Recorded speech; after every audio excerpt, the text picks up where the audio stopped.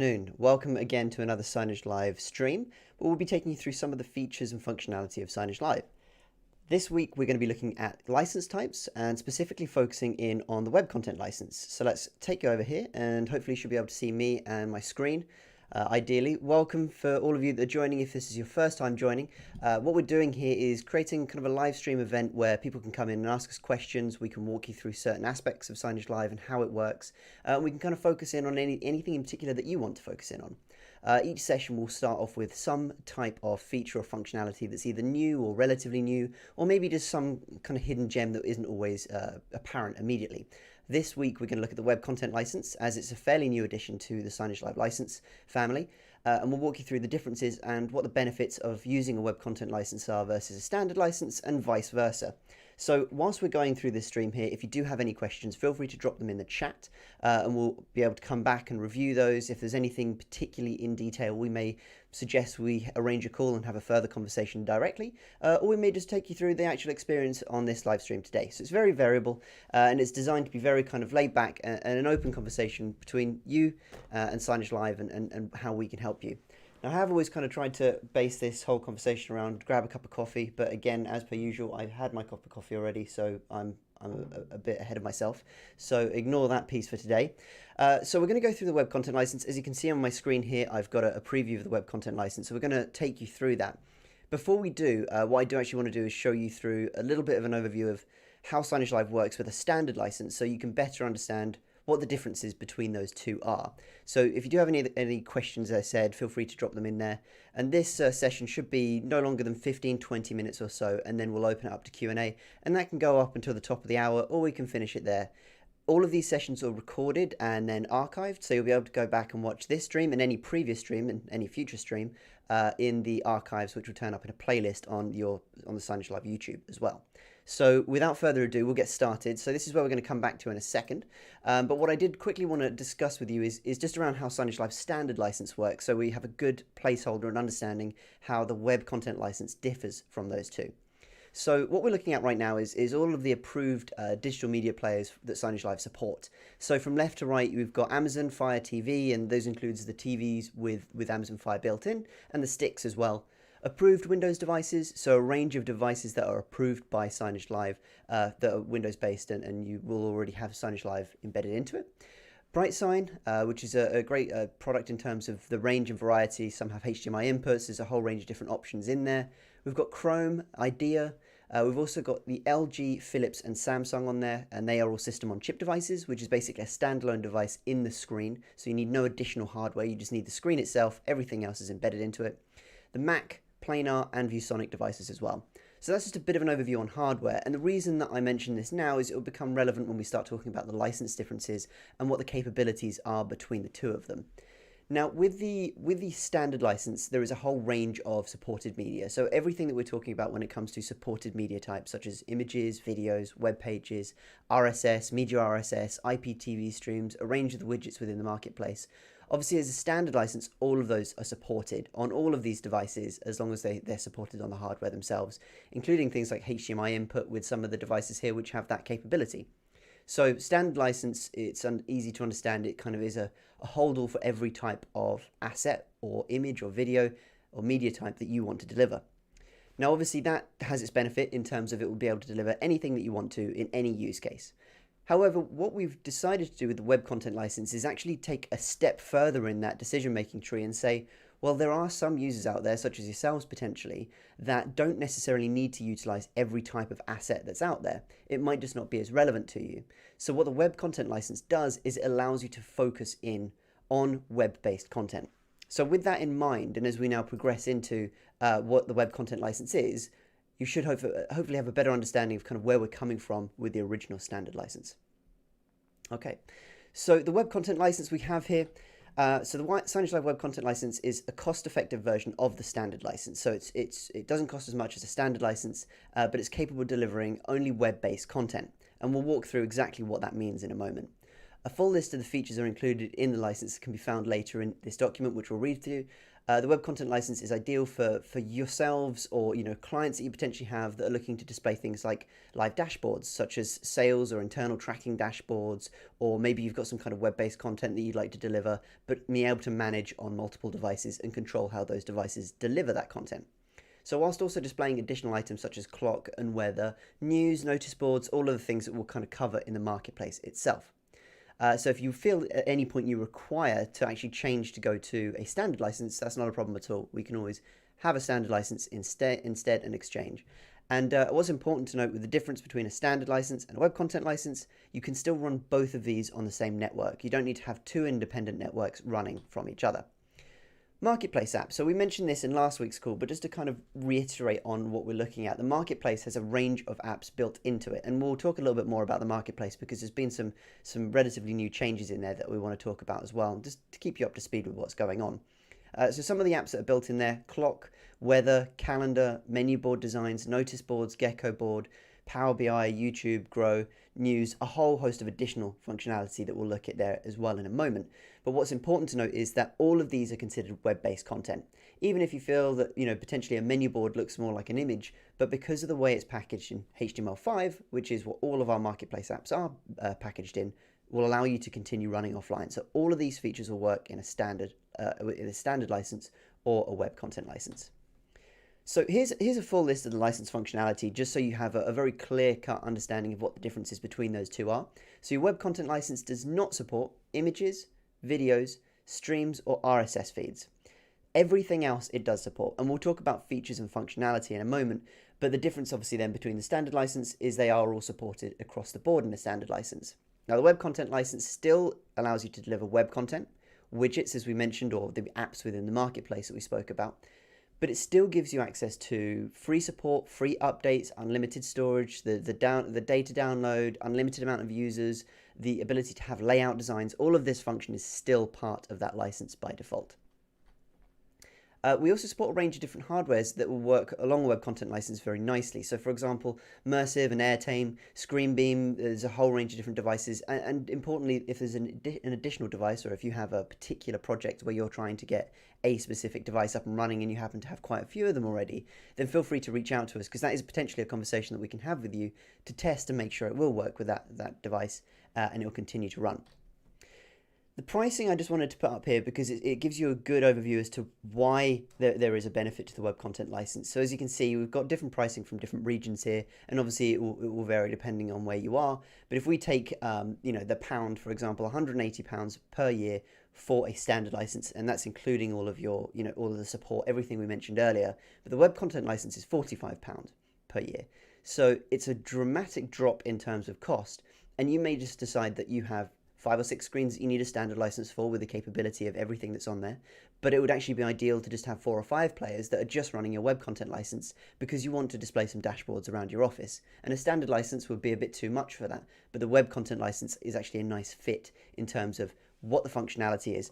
Obviously last week we talked about the broadcast player, which is a different kind of set of capabilities, which will have a different pricing structure, which we will eventually release once that's been fully kind of fledged out and we know exactly how that's going to run.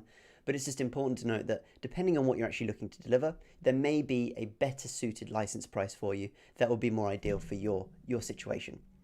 So that's kind of our main starting point in here in terms of the web content license.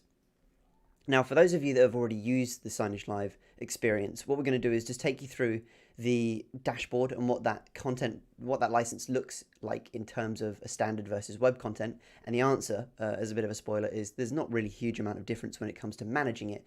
The management of these different licenses are almost identical in design to make sure that we're not making this more overcomplicated than it needs to be. So we're going to go over to where are we here? So this is our Signagelive dashboard. I'm going to go over to our settings, and in there I can go and see my licenses.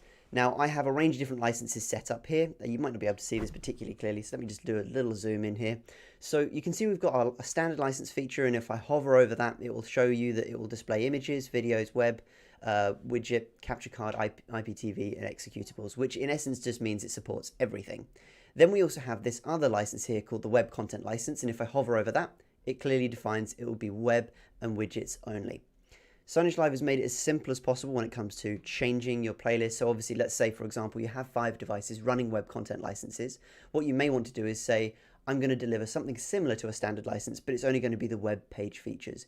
When you're going to publish that for the first time, and for those of you that haven't experienced publishing in Signage Live, it's simply going to our content drop down, going to the publisher, and then saying what content we would like to deliver to what devices.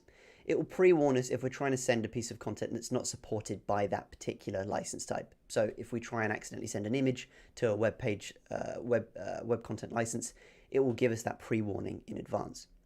So that's a bit of an overview on the web content license and the standard license, and it should be clear enough to understand the differences there when it comes to the functionality. But what I wanted to take you through today is just delving a little bit deeper into the marketplace. And the reason that I think this is a good kind of way to cross into what we've been talking about in license types is to show you some of the value that's still added in a web content license that can be really beneficial for you without the need to create your own content, make images, run videos, all of those features which you're probably more accustomed to seeing on a kind of traditional CMS platform. So the marketplace here has a range of free tools for you to utilize. So you can see here running across the top with calendar integration, which will connect to Office 365 or Google Calendars, and that is again all web-based. We've got some news applications there, and in news there is a whole range of news applications depending on where your location is. So for us over here in the UK, BBC is obviously is fairly close to home in terms of news and information, but you've got a whole range. So New York Times, CNN, China Daily, the Gazette dello Sport, and a whole range of other ones from different locations around the world. Okay, going back then, just a few other ones just to mention.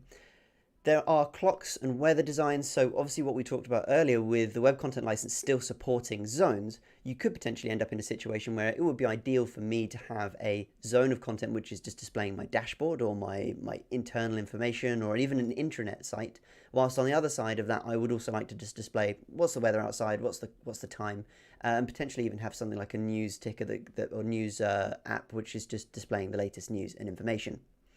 We've also got the ability for Google Sheets and Google Slides. As we mentioned before, the way that those work is they're actually pulling from those two services. So whether you already got your data updated on a sheet and you want to pull that sheet in, that will be supported within the web content license as well.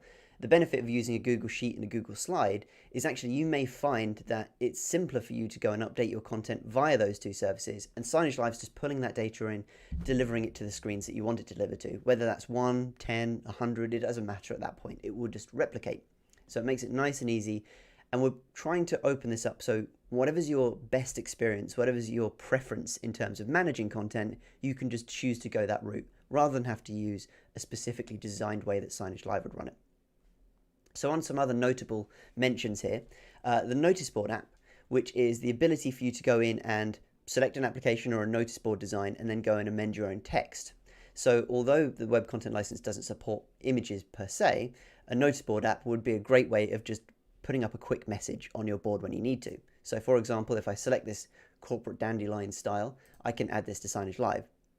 The other thing to mention with these Noticeboard apps is we've created a range of different content here in terms of design, style, preference, and that's also broken down from whether it's corporate, education, general notice boards, or whatever it is that you're looking to achieve. But if there is a situation where you say, well, this would be ideal for us and we would love to have this in with dashboards and it would be all designed and branded to whatever your specification is, they can be built to be on brand. So if you wanted a notice board design, but you said, I want to have my logo embedded in it and I want to have our corporate colors, then that's something we can do as well. So it's all about giving you the quickest and easiest experience to create the content that you want to create rather than spending a huge amount of time, because we understand that not everyone has access to Photoshop or Premiere Pro or any of those kind of Adobe products or whatever you're using out there to create your content. Just some other noticeable mentions before we do go back here.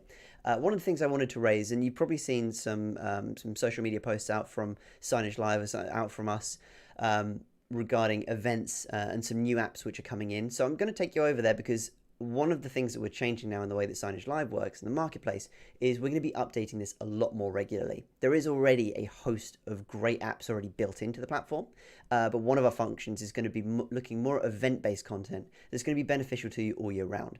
Obviously, as we work through the year, you'll see more relevant content turn up just before in advance to make sure you have time to go and update your digital signage. But if we take a glance back at what's just been released, we've got things like national holidays, so Cinco de Mayo, there's some content in there. And there'll be a range of different apps that will be given to you for free, and there'll be things like portrait, landscape versions, there'll be 4K or HD versions depending on the relevance. There'll also be Noticeboard versions where you can go and amend the information. So a good example for that is the other app which we just released, which is the Mother's Day app. Now, Mother's Day happens to fall on 2 different days, depending on where you are in the world. And, obviously we've had Sunday the 10th, and then you've got a different day in the UK. I should know that off the top of my head, but I don't. And then we can go in here and add that to Signagelive as well. So you'll see this is kind of a new progression in the way that the Signagelive marketplace is going, and everything that we've mentioned is included in the web content license. So for those of you that are looking for a simpler, more cost-effective way of managing your digital signage, it could be a really good introduction to what Signagelive is capable of doing. And obviously, as I said, at any point you can go and update that or upgrade that as you need to.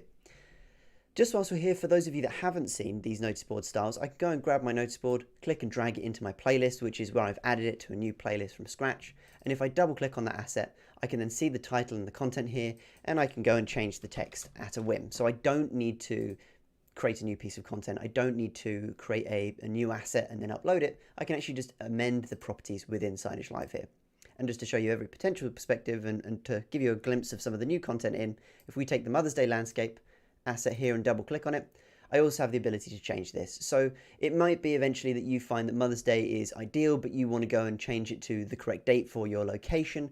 And obviously more of these will keep getting added to your network. So eventually over time, especially after we progress for the full year, you'll have a whole year's worth of events, and we want to keep this as broad as possible to keep the communication open in terms of what do you want to see, what do your customers want to see, what do you want to affect.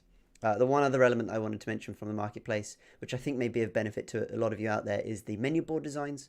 So in the same way that we've kind of seen how the notice boards and the Mother's Day apps work, there is also a menu board version of this with a range of different zones for you to go and add in your content. So I'll take us a step back here, and we'll go and have a look at that as kind of our coverall. So there we go. Go select a menu, and then I can select the menu design that I like and add that to Signagelive. That then gets added to your Signagelive for those of you who haven't seen it before, and that will be added into your recently added tab on the left hand side, and that's yours to keep at that point. There is no limit to how many assets you can download in Signagelive. As I mentioned earlier, you can have as many different assets, you can have as many different users in the platform as you want. So it might be 5 of you that are actually managing Signagelive as an example, and each one of you will have an unlimited amount of marketplace download. You can take as much as you need or as little as you need to get your content up and running. So that should give you a bit of an overview on how Signagelive web content license can fit in well. With the addition to the broadcast player, which obviously we showed you last week, now the web content license and the standard license, it gives you the flexibility to build out exactly the network that you need, especially if there's situations where potentially you don't need everything for all of those devices, and it just makes more financial sense to go in for a web content license on a range of these devices. So it's all about giving you that variety and capability to make a decision, to make the most cost-effective, broader solution without having to go too far into what you don't need. So that kind of gives you an overview of everything as a whole. As I said, this one's a little bit shorter because we just wanted to kind of give you an overview of that web content license. Keep this nice and short and concise to make sure that you understand everything that's there. I'm more than happy to take any questions at this point, so we're going to go over to a Q&A screen here. If you've got any questions on the web content license or something that we didn't cover on this, feel free to ask it now and we can circle back, or we can answer those questions directly. So I'm going to hop over to the Q&A screen here. We'll keep ourselves live for the next 12 minutes, which is what we've got kind of set aside. Obviously, if we carry on past there, not a problem at all. Hopefully that's given you enough time to just about finish your coffee, and we'll see you on the next one. And I'm going to hop over to the QA screen, and then just let me know if you've got any questions. So I'll be sitting here listening.